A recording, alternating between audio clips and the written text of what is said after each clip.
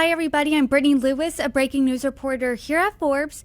Joining me once again is my Forbes colleague, money and politics reporter, Kyle Khan-Mullins. Kyle, thanks so much for joining me. Happy to be here, Brittany. You have some reporting on California Governor Gavin Newsom, and he's someone who's really seen his political star rise recently, especially as he's come out as President Trump's foil. He sued the Trump administration over tariffs and the deployment of the National Guard to Los Angeles, and has a rising approval rating in the Golden State. He's finishing up his second term next year, and he has said that he's mulling over a potential presidential run. And according to recent polling, he's neck and neck in a hypothetical 2028 presidential election matchup against Vice President J.D. Vance.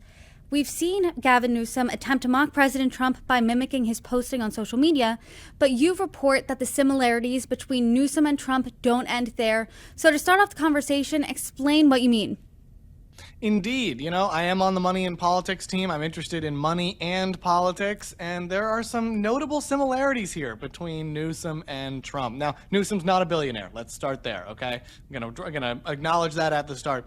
But they're both, we'll say, imperious, maybe politicians with a strong personal brand, and they were both businessmen before getting into politics. They faced some conflict of interest allegations while they're in office, and their businesses, Trump's Trump Organization and Gavin Newsom's PlumpJack group, they have some overlap. They're both in the hospitality business. So I thought that this would be worth digging into a little bit.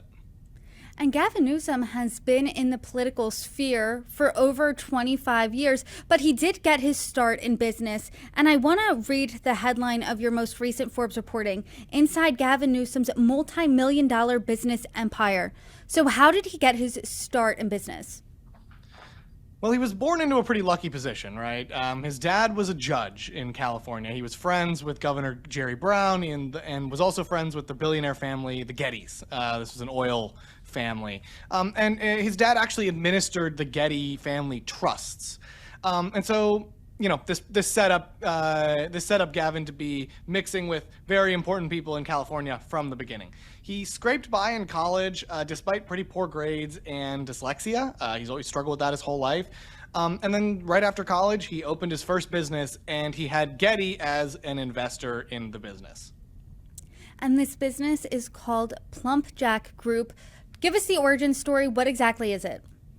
So PlumpJack, it's named after a Shakespeare character, a pretty portly guy named John who drank a lot of wine. PlumpJack was originally a wine store in San Francisco. It was opened in the early 1990s, and it's since expanded to be a whole hospitality empire. You've got wineries, you've got 2 stores, you've got a hotel, 2 restaurants, a bar. Not every venture they've ever tried has panned out. They closed a sporting goods store last year. They closed a couple of hotels in 2019. But on the whole, the business seems to be very successful. It's a major player in both Napa Valley in the winemaking industry and in San Francisco in the social scene. And you called it right in the headline, a multi-million-dollar business empire. So how much exactly is PlumpJack worth? And then in turn, how much is Gavin Newsom's slice of it worth? Well, it would be nice if we knew that, but this is an answer you're going to have to get used to in this conversation a little bit, Brittany. We don't know for sure. So I'll start with what we do know, right? Forbes does estimate that the wineries chunk of the PlumpJack empire, that they alone could be worth over $400 million. They are extremely nice wineries. They're large. They're in, most of them are in sort of central Napa Valley area. So we have that estimate as part of our estimate of Gordon Getty's billionaire fortune. But outside of that, we just don't have a lot of insight into the finances and the sizes of the other businesses in the PlumpJack empire. Now, you might be saying, wait a second, Gavin Newsom's a politician. He's got to file financial disclosures. Don't you guys have all this information about other politicians and how much they're worth? Look at Trump, for example. California state disclosures are just not as good as the federal ones, okay? That's what we're dealing with here. In particular, if you look at Gavin Newsom's disclosure, he lists all these businesses that he owns a stake in that are part of the PlumpJack empire, and it just says that they're worth over $1 million. That's all we know. The maximum category there is over $1 million. Plus, the structure on the disclosures is kind of opaque, so it's tough to tell exactly how many businesses there are, who's paying who what his share of each business is. We did our best to wade through these disclosures as best as we could, but there's just not a lot of information there. He's also not required to tell us his share, so we just don't know whether he owns majority or minority stakes. We don't know. He has said before that Gordon Getty has a larger share in the wineries and smaller stakes in the other businesses. So we can kind of assume that Gavin Newsom is probably the inverse of that. He probably has a minority stake or a smaller stake in the wineries and a larger stake in the other businesses. But as for exact numbers, we won't know until he runs for president and he files federal disclosures. And he said he's not making that announcement until after the 2026 midterms. So maybe we'll have an updated conversation then. But like I said earlier, he was a businessman first, but then in the late 90s, he jump-started his political career. He served on the San Francisco Parking and Traffic Commission, then the San Francisco Board of Supervisors, and from there, his career in politics really boomed. It took off when he was eventually elected mayor of San Francisco. But what happened to his businesses and his involvement in them once he waded into politics? How involved was he, or what did his financial stake look like in PlumpJack? So when he became mayor in 2004, mayor of San Francisco, he sold off all of his San Francisco-based holdings. Anything that had anything to do with the business in San Francisco, he sold it off to Gordon Getty. But then when he became lieutenant governor of California in 2011, he bought all of those stakes back from Getty using a loan from Getty. And so he still has these stakes, right? And he also never sold off the stakes that he had in the wineries in the Napa area, which is not in San Francisco, and other properties around the state. When he was running for governor, he told reporters that he just couldn't bring himself to sell off, to completely divest himself from his businesses. He called them his babies, his family. He couldn't do it.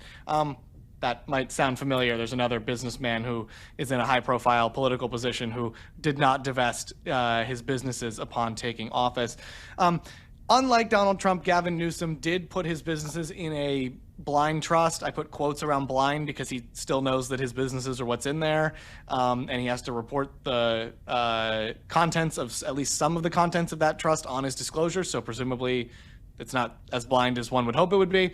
He has given up all management role in his businesses, and he signed an executive order when he became governor that instructed state agencies to not do any business with PlumpJack. So he's taken a couple of steps to try to separate himself from those businesses. At the same time, his sister and cousin are two of the people who are running the business today. So there's still connections that exist. I know you said that you went through his state financial disclosures and you said a lot of the details are opaque here, but I'm curious, what did you find out when it comes to PlumpJack? And also, what did you find out when it comes to his personal residences? Sure. Let's take the PlumpJack properties first. This is how we figured out that he has stakes in the properties that we talked about in the article, right? So he's got a couple wineries in Napa Valley and nearby. That's hundreds of acres of cultivation. And like I said earlier, those we estimate are worth probably collectively about $400 million or maybe a little more. So that's probably a sizable chunk of his fortune. He still has a stake in that wine store that he opened back in the 1990s and a second location of that wine store that's also in San Francisco. Aside from that, there's a ski-in, ski-out hotel in Olympic Valley. You might know it as Squaw Valley up by Lake Tahoe. There's also a historic restaurant in San Francisco called the Balboa Cafe. Apparently, they're known for their espressatinis and for a burger served on a French baguette. And there's a bar that he owns a stake in called the White Rabbit. So that's the collection of PlumpJack properties that we were able to pull out of his disclosure. And then when it comes to his personal residences, what does that look like? So he has two homes as far as we can tell. The first one is just outside Sacramento, the state capital. He purchased that one for $3.7 million in 2019 after he became governor. That one is 12,600 square feet of total living space. Quite the compound he's got there. And he's not living in the governor's mansion. He's living in this compound outside Sacramento instead. The second home was a more recent purchase. He bought that one in just at the end of 2024 for $9.1 million. It's located north of San Francisco Bay in Marin County. That's, San Francisco and the San Francisco area is where he grew up and where he spent most of his time in politics. So it's not surprising he wanted to have a residence there as well. And his kids apparently wanted to move back to the school districts in the San Francisco area. So that's why he purchased that one last year. That one's a 6-bedroom house, 5,500 square feet. It's got a pool, a spa. Looks pretty nice to me. Sounds pretty nice to me as well. But when you looked at these disclosures, what did you find out about his liquid assets?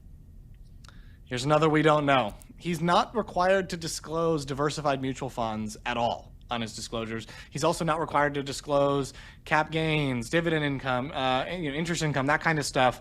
So we don't have a very good, much insight into those things. If he owned individual stocks in individual companies, he would have to disclose those. And the fact that he doesn't tells us that they're either in the blind trust and they're held in a way that he doesn't know about, and so maybe he doesn't have to disclose those, or he just doesn't own them at all. But with that said, we don't have a very good window into how much he has in liquid assets. You have a very good window into his wife's finances, because you and I talk about how the spouse of a politician sometimes contributes to their net worth or their fortune. How is his wife contributing?